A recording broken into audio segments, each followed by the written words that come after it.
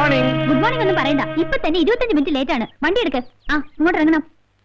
എന്താ നോക്കുന്നത്? പറഞ്ഞു മനസ്സിലായില്ലേ? ആഭ്യന്തരമന്ത്രിയുടെ പെങ്ങളാ. അതുകൊണ്ട് കോളേജിൽ പോയി ലേറ്റ് ആയതുകൊണ്ട് പിന്നെ വണ്ടിയിൽ ലേറ്റാ. അതുകൊണ്ടാ. സ്ഥിരമായിട്ട് ഈ സാറാണോ തന്നെ കോളേജിൽ കൊണ്ട് വിടാറ്? അതെ. എനിക്ക് പോണം. തന്നോടല്ലേടോ പറഞ്ഞത് ഇങ്ങോട്ട് ഇറങ്ങാൻ. മന്ത്രിയുടെ പെങ്ങളെ കോളേജിൽ കൊണ്ട് വിടാനുള്ള നല്ല പോലീസ് ജീപ്പ്. അവളെ കോളേജിൽ കൊണ്ടാക്കാനുള്ളവനല്ല പോലീസുകാരൻ. മനസ്സിലായോ? മേലാൽ ഇത് ആവർത്തിച്ചാലുണ്ടല്ലോ.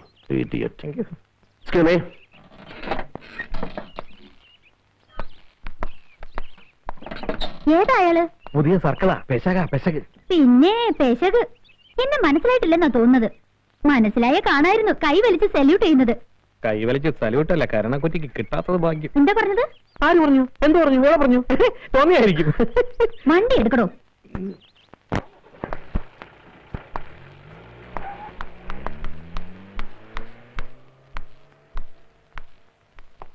എന്താ അറിയോളൂ? അറിയാം. ആഭ്യന്തരമന്ത്രിയാകുന്നതിന് മുമ്പേ അറിയാം. ഞാൻ ലോ കോളേജിൽ സാറിന്റെ ജൂനിയറായിട്ടുണ്ടായിരുന്നു.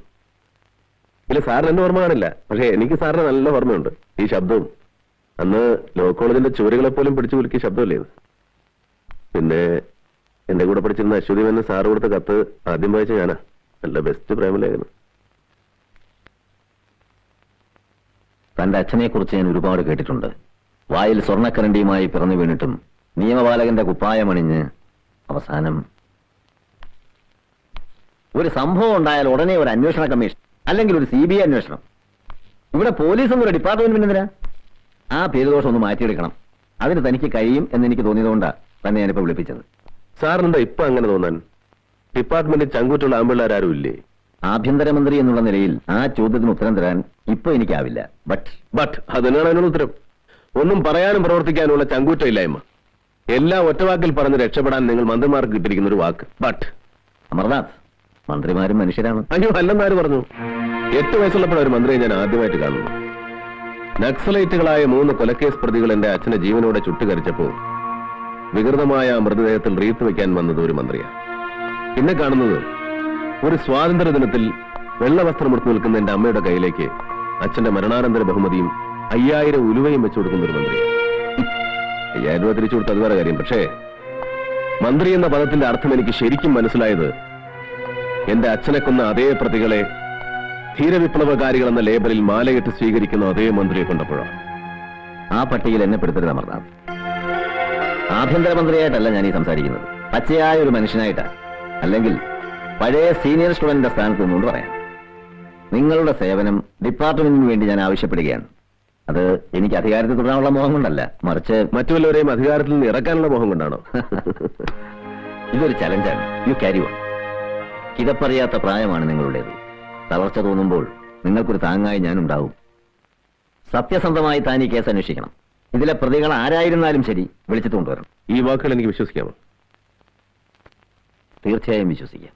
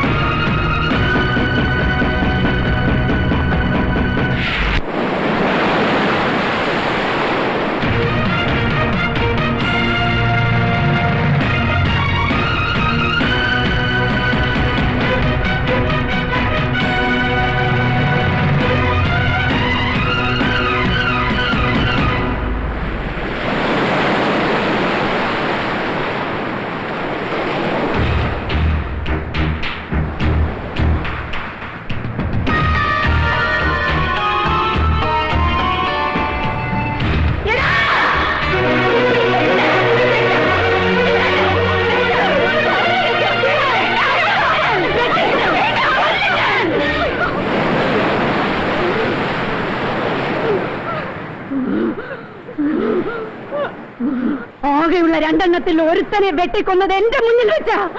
മറ്റവനെ കണ്ടിട്ട് ദിവസം 4 ആയി. പിടിച്ചോണ്ട് പോയതാ പോലീസുകാര്. അവനെയും കൊണ്ടുപോയി കൊന്നു. പറ മോനെ, നിനക്കും ഇല്ലേ ഒരമ്മ? പറ മോനെ. എന്റെ മോനെ വിടെ. പറ മോനെ.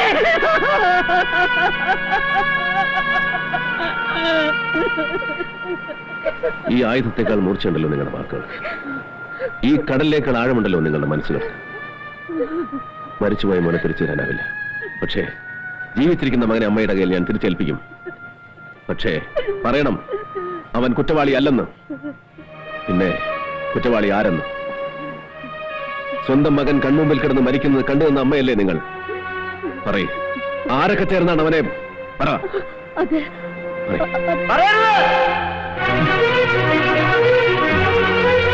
ഇവർ പറയുന്നത് വിശ്വസിക്കരുത്. ബാക്കിയുള്ളവരെ കൂടെ കൊണ്ടുവന്ന് കൈക്കൂലി വാങ്ങുന്ന ദുഷ്ടന്മാരാണിവർ. അല്ലെങ്കിൽ ആണെന്നും പെണ്ണെന്നും നോട്ടമില്ലാത്ത വർഗമാണിവർ.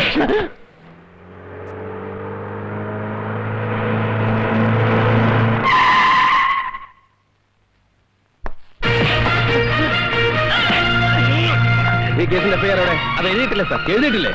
അവരെ അറസ്റ്റ് ചെയ്തിട്ട് 3-4 ദിവസമായിട്ടുള്ളൂ സാർ. അപ്പൊ ഇവരെ കോടതിയിൽ ഹാജരാക്കുന്ന പരിപാടിയൊന്നുമില്ലേ? ഞാനപ്പോ ലീവിലായിരുന്നു. പ്രശ്നമുണ്ടായതിന്റെ പിറ്റേന്ന് ലീവ് ക്യാൻസൽ ചെയ്ത് ഞാൻ വരുമ്പോ ഇവരിവിടെ സുഖമായിട്ടുണ്ട്. ഞാൻ കോടതിയിൽ ഹാജരാക്കാത്തത് എന്തെന്ന് ചോദിച്ചപ്പോ കുറ്റം സമ്മതിച്ചതിന് ശേഷം മതി എന്ന് പറഞ്ഞു. ആര് പറഞ്ഞു? സാറിന് മുമ്പിരുന്ന circle inspector Joseph Chacko sir പറഞ്ഞു. ഓഹോ, അപ്പൊ ഇവരെ കൊണ്ട് എത്രയും വേഗം കുറ്റം സമ്മതിപ്പിച്ചു കഴിഞ്ഞാൽ പിന്നെ നമ്മൾ ഫ്രീ ആയല്ലോ. പക്ഷെ ഇവര് കുറ്റം സമ്മതിക്കുന്നില്ലല്ലോ. സമ്മതിപ്പിക്കണമല്ലോ, അതാണല്ലോ നമ്മുടെ ജോലി.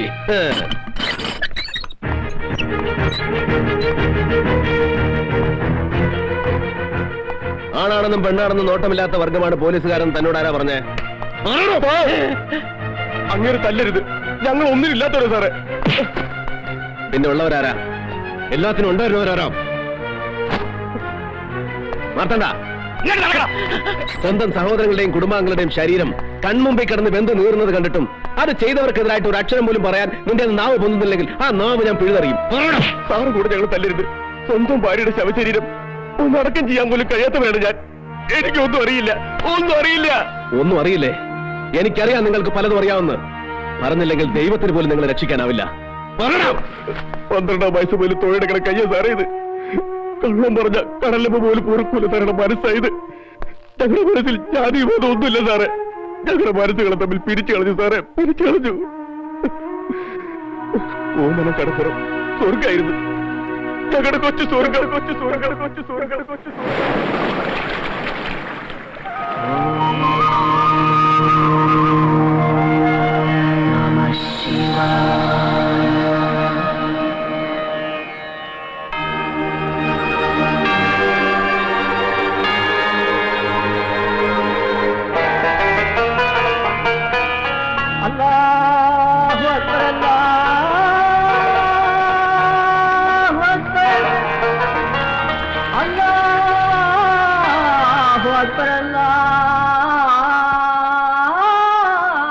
എന്റെ മുന്നിലും ഹമീദിന്റെ മുൻ ബഷീർ ഒരുമിച്ച് കളിച്ചോളുന്നവരെ. ബഷീറാണെങ്കിൽ ഉമ്മില്ലാത്ത കുട്ടി. അവർ തമ്മിൽ ചേർന്ന വികൃതി പലതും കാട്ടും.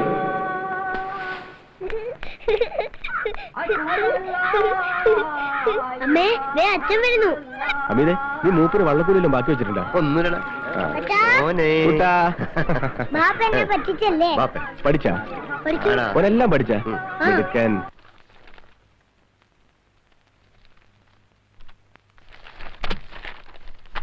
എടാ ബഷീറെ, ഒന്ന് കാണിച്ചു തരാം. ഒന്ന് കാണിച്ചു തരാം. ടീച്ചറെ, വിനോദ് നോക്കിയിരുന്നു. നിനക്കെന്താ ഹരിക്കാൻ അറിയില്ലേ? ടീച്ചറെ, എന്നും ഇവ എങ്ങനെയാ എന്റെ പുസ്തകം നോക്കി എഴുതാറ്. ശരിയാണോടാ? അല്ല ടീച്ചറെ, ഇവൻ കള്ളവാ പറയുന്നേ. നോക്കി എഴുതും പോലെ പിന്നെ കൊള്ളവും പറയുന്നോ? നീട്ടുവാ കൈ.